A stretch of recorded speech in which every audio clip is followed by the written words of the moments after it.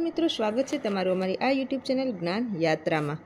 મિત્રો, લાખો કર્મચારી, સરકારી કર્મચારી કે જે પગાર વધારાની સાથે વધારે એક સરકાર તરફથી ભેટ મળવા જઈ રહી છે। તો મિત્રો, કર્મચારીઓ માટે પરિપત્ર એ છે કે લાખો સરકારી કર્મચારીઓના પગારમાં આટલો બધો વધારો જોવા મળશે, તેમજ પગાર વધારા સાથે HRA એટલે કે હાઉસ રેન્ટ એલાઉન્સના દરોમાં પણ સુધારો કરવામાં આવી રહ્યો છે।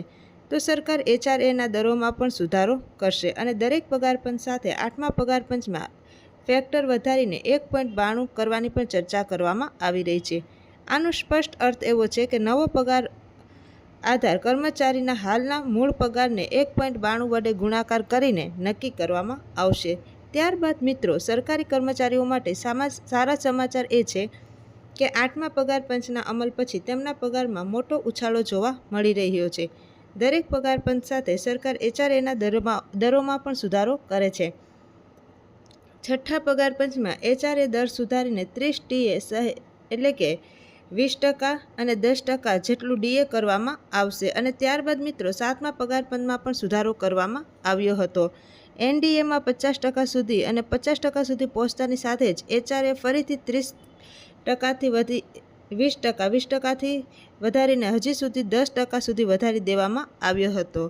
આનો અર્થ એ થયો છે કે HRAના દર સીધા ઘટાડી અને મૂળ પગાર સાથે સંબંધિત છે। તેથી એવો અંદાજ લગાડવામાં આવી રહ્યો છે કે સરકાર 8મા પગાર પંચમાં HRAની દરોની ફરી એકવાર મૂળ પગાર અને DM માળખા અનુસાર સમીક્ષા કરશે અને હાલમાં જે 8મો પગાર પંચ છે એનો ફિટમેન્ટ ફેક્ટર વધારીને 1.92 ગુણ્યા 2 વડે ચર્ચા ચાલી રહી છે અને હાલના મૂળ પગાર તેમજ ફેક્ટરને 1.92 વડે ગુણાકાર કરીને નક્કી કરવામાં આવશે। ત્યારબાદ મિત્રો, હાલમાં ધારો કે ઉદાહરણ તરીકે મૂળ પગાર 30,000 રૂપિયા છે અને નવો પગાર 1.92નો ફેક્ટર પ્રમાણે એની ગણતરી કરીએ તો 57,600 રૂપિયા થશે। આવી સ્થિતિમાં HRAની ગણતરી પણ નવા બેઝિક દર પર કરવામાં આવશે, જેના કારણે HRAની રકમમાં પણ વધારો થશે। HRAનો દર કેટલો વધશે તો એના અનુસાર HRAના દરમાં ફેરફાર થવાની શક્યતા છે।